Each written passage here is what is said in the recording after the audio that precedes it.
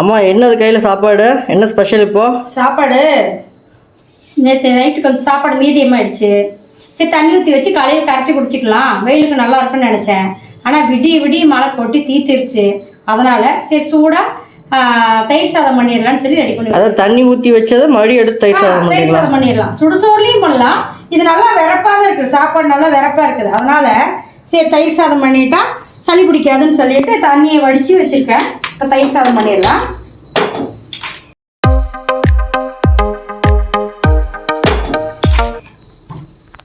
இதெல்லாம் இன்க்ரீடியன்ஸா? ஆமாம், இதெல்லாம் கலர் டப்பாலாம் கலர் கலராக இருக்கு. வீடியோக்காக வாங்கினேன். சுத்தமான கடலை எண்ணெய்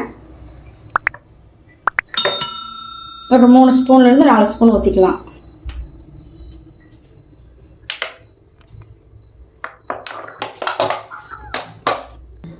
துருவி வச்ச இஞ்சி, கருவேப்பிலை, கொத்தமல்லி தழை, சின்ன வெங்காயம் பாருங்கள். இப்படி ரவுண்டாக அறுத்து போட்டால் நல்லா டேஸ்ட்டாக இருக்கும். இப்படி ரவுண்டாக அறுத்து போடணும். சின்ன வெங்காயம், 4 வரமிளகா, கொஞ்சமாக சீரகம், இது கடலைப்பருப்பு, உளுந்தம்பருப்பு, இதில் பெருங்காயம் இருக்குது. தயிர் சாப்பாடுக்கு கடுகு கொஞ்சம் சேர்த்திக்கிட்டா நல்லாயிருக்கும். நல்லா கருப்பு பருப்பாக அழகாக இருக்கும். சீரகம், கடலைப்பருப்பு,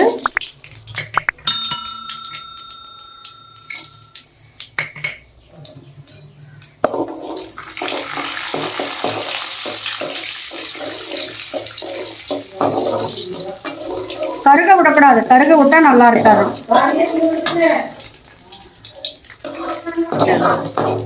கருக விட்டா நல்லா இருக்காது. கருக விடக்கூடாது.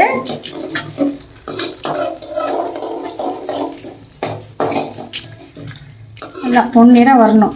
அப்போதான் சாப்பாடு சாப்பிடும்போது நல்லா மொறுன்னு சாப்பிட்றதுக்கு நல்லா டேஸ்ட்டாக இருக்கும். இப்போ இஞ்சி, துருவனை இஞ்சி, சின்ன வெங்காயம், வரமிளகாய், கருவேப்பிலை, கொத்தமல்லி தழை.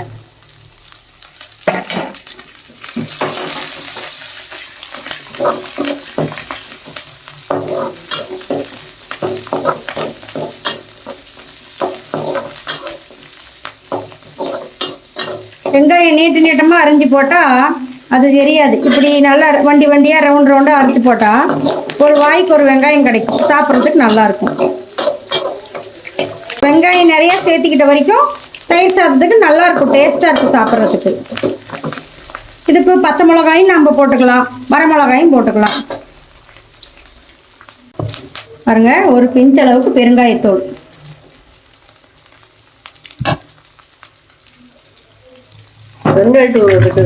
நல்லா இருக்கும், நல்லா மணமா இருக்கும். இந்த கோயிலெல்லாம் கொடுக்குறாங்க பாருங்க தயிர் சாதம் பிரசாதமா, அந்த மாதிரி நல்லா கம்ம நல்ல மணமா இருக்கும்.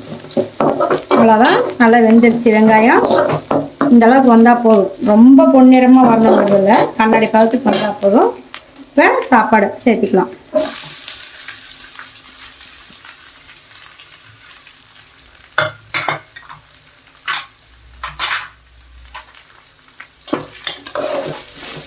தயிர் அடுப்பு ஆஃப் பண்ணிட்டு தான் சேர்த்திக்கணும். சாப்பாடு மட்டும் நல்லா சூடு பண்ணிக்கலாம்.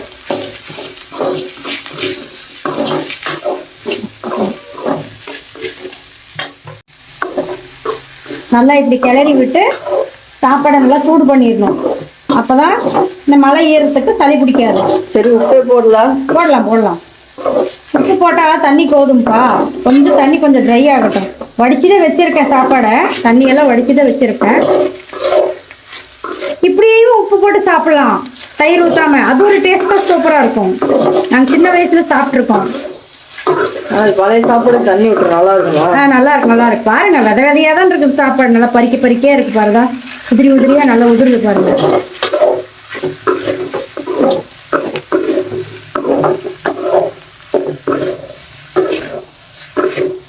தண்ணி போற நல்லா வத்திருச்சு.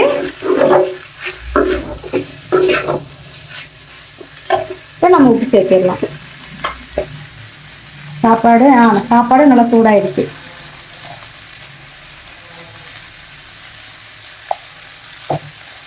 கொஞ்சம் புளிப்பா தயிர் இருந்தா நல்லா இருக்கும். கொஞ்சமா, ரொம்ப புளிப்பா இருக்கக்கூடாது, லைட்டாக புளிப்போடு இருந்தால் சாப்பிட்றதுக்கு சூப்பராக இருக்கும்.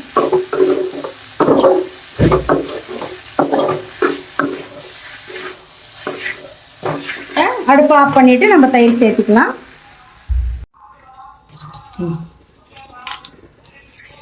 தயிர் சேர்த்துக்கலாம். அது அடுப்பு ஆஃப் பண்ணிட்டு சேர்த்துறீங்க? ஆமாம், அடுப்பு ஆஃப் பண்ணிட்டு சேர்த்தா தான் நல்லா இருக்கும்.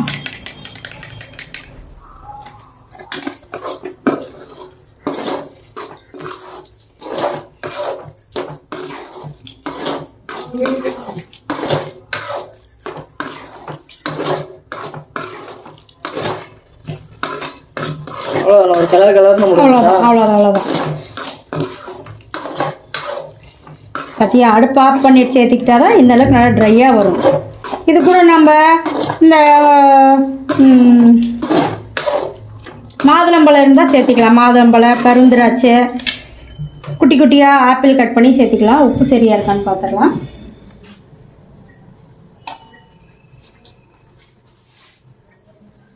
கொஞ்சம் கம்மியாக இருக்குது.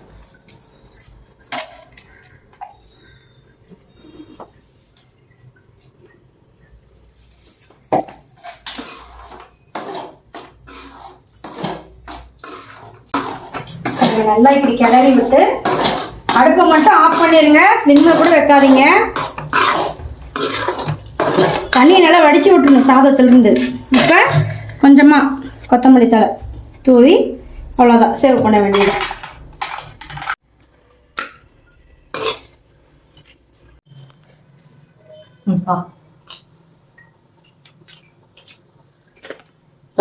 பழைய சாப்பாடுன்னு சொல்ல முடியாது. சுடுசோறுல தான் செய்வாங்க, பழைய சோறுலையும் செய்யலாம். இப்போ அது வந்து இந்த பெருங்காயத்தூள் போட்டாதான் இந்த டேஸ்ட் நல்லா மனமா நல்லா இருக்கும்.